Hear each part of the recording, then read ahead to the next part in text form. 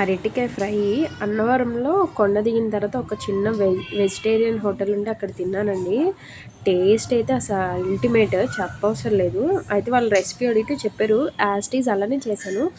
Almost taste అయితే వచ్చింది. But వాళ్ళకి ఏంటంటే కొంచెం ముద్దగా కర్రీ వచ్చింది, నాకు డ్రైగా వచ్చింది. అది అక్కడ మిస్ అయ్యిందనమాట.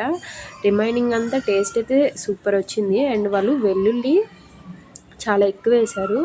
ఆ వెల్లుల్లితో అలాగా అరటికాయ ముక్క తింటూ ఉంటే ఉందండి టేస్ట్ అయితే నిజంగా సూపర్. అసలు నిజంగా టేస్ట్ అయితే నేను ఎప్పటికీ మర్చిపోను. నాకు అరటికాయ చూసినప్పుడల్లా అదే టేస్ట్ వస్తుంది, గుర్తొస్తుంది.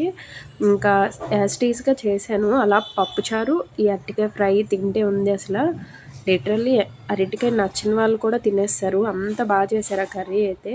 నాకు ఎక్కడంటే మిస్ అయింది, వాళ్ళు వాటర్ కూడా వేయలేదు కానీ వాళ్ళకైతే కొంచెం ముద్దగా కర్రీలా వచ్చింది. నేను తిన్నదైతే కొంచెం ముద్దగా ఉంది, బట్ ఇది నాకు ఎందుకో కొంచెం డ్రైగా వచ్చింది. మరి ఎక్కడ మిస్ అయిందో తెలియదు కానీ రిమైనింగ్ టేస్ట్ అయితే సూపర్గా వచ్చింది.